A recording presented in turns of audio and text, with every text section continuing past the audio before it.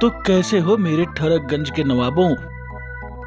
यार मैं तुम लोगों के लिए कितनी मेहनत करके ठरकिस्तान से एक ठरकी वाली कहानियां और फिल्म लेकर आता हूँ, लेकिन तुम लोग सिर्फ वीडियो देखते हो और मजे लेकर निकल लेते हो।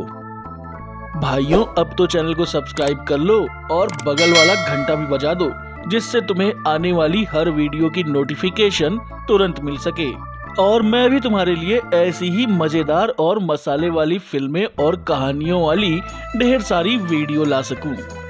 तो आज मैं तुम्हारे लिए एक बहुत ही जबरदस्त वेब सीरीज की कहानी लेकर आया हूं। तो कानों में ईयरफोन घुसाओ, पैंट को टाइट करो और तैयार हो जाओ इस वीडियो के लिए। तो कहानी शुरू होती है और दिखाया जाता है कि रोहन नाम का एक आदमी अपने घर के अंदर सोफे पर बैठा हुआ कुछ सोच रहा होता है। उसकी बीवी सपना किचन में खाना बना रही होती है।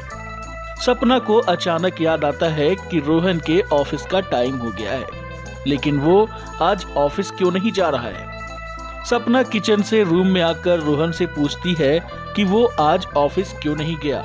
तो रोहन बोलता है कि आज उसका ऑफिस जाने का मन नहीं है। सपना रोहन से पूछती है कि बताओ क्या बात है। तो रोहन उसको बोलता है कि छोड़ो जाने दो, लेकिन सपना के बार बार पूछने पर रोहन उसे बोलता है कि वजह जानने के बाद वो बुरा तो नहीं मानेगी।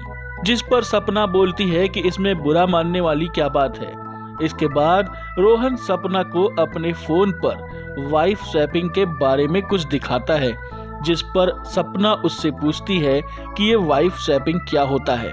तो इस पर रोहन उसे बताता है कि पार्टनर एक्सचेंज करने को ही स्वैपिंग कहते हैं। जब सपना को ये भी समझ नहीं आता तो रोहन उसे थोड़ा और डिटेल में समझाता है कि कपल सेक्स करने के लिए अपने पार्टनर को किसी दूसरे कपल के साथ एक्सचेंज करते हैं। अरे बाबा! इस बात को सुनकर सपना नाराज हो जाती है, लेकिन रोहन उसे अपनी तरफ से कन्विंस करने की पूरी कोशिश करने लगता है।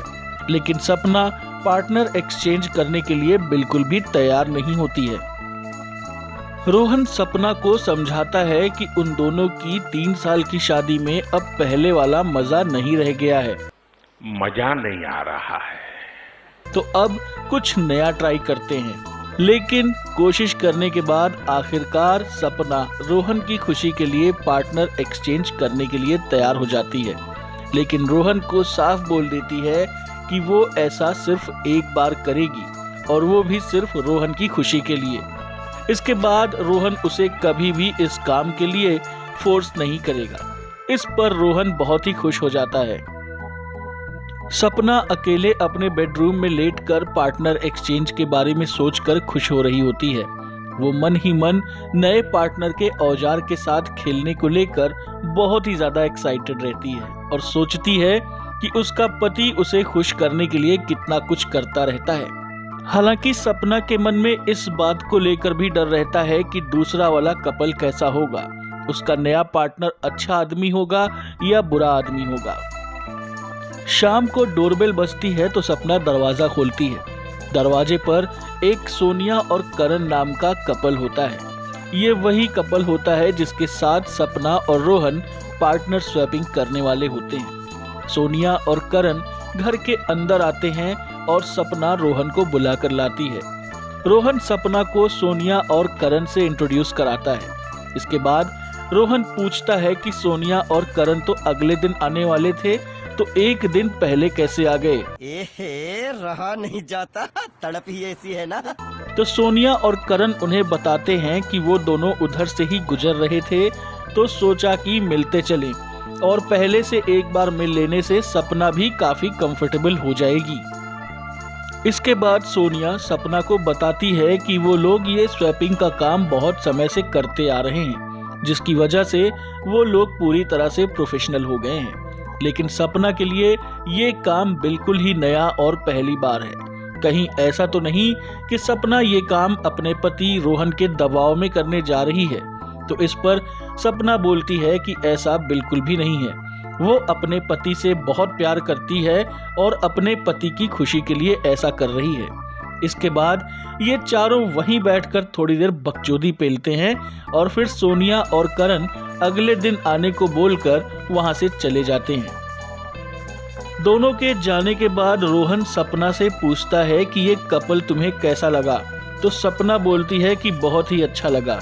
रोहन पूछता है कि कल वो सोनिया को पेलेगा तो उसे कोई प्रॉब्लम तो नहीं है, तो इस पर सपना बोलती है कि झल्ले, तू अगर सोनिया को पेलेगा तो करण भी तो मुझे पेलेगा।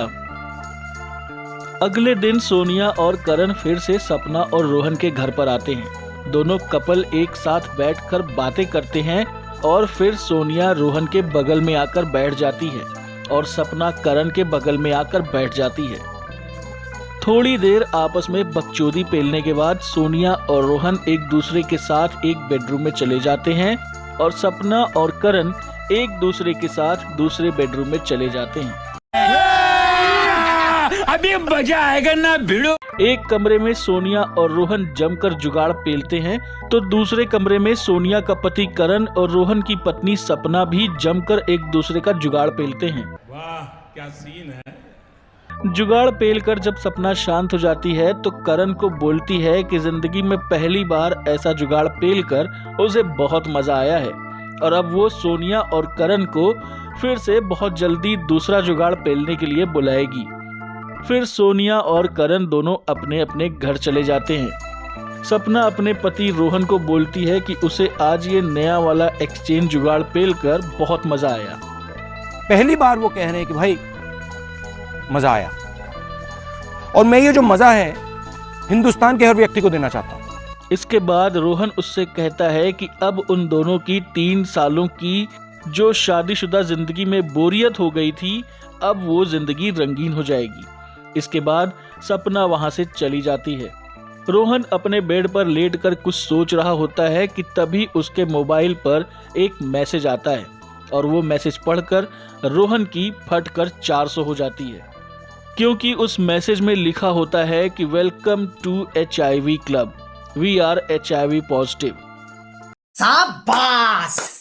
ये मैसेज पढ़ने के बाद रोहन को अपनी गलती पर सिर्फ रोना आता है और वो मन ही मन अपनी गलती पर खुद को कोस रहा होता है और अब उसे समझ में आता है कि उसने अपनी और अपनी पत्नी की जिंदगी बर्बाद कर दी है। गुस्से में वो तुरंत करण के नंबर पर कॉल करता है, लेकिन करण का नंबर स्विच ऑफ होता है। इसके बाद अब रोहन की और भी ज्यादा फटी होती है और वो सोचता है कि अपनी पत्नी को कैसे बताए कि उसने उन दोनों की जिंदगी बर्बाद कर दी है। इसके बाद रोहन अपने बेड पर लेटकर सिर्फ रोता हुआ दिखाई देता है और बस यहीं ये कहानी खत्म हो जाती है। तो दोस्तों, ये कहानी सिखाती है कि टट्टों में खुजली चाहे जितनी भी हो जाए, लेकिन अगर जुगाड़ पेलना है तो निरोध का विरोध कभी गलती से भी मत करना। दोस्तों, उम्मीद करते हैं कि ये वीडियो तुम्हें पसंद आई होगी। ऐसी और भी दिलचस्प और हुदाइयों वाली वीडियो देखने के लिए चैनल को सब्सक्राइब कर दो और बेल नोटिफिकेशन भी ऑन कर दो। और इस वेब सीरीज की कहानी आपको कैसी लगी, ये भी हमें कमेंट करके जरूर बताना।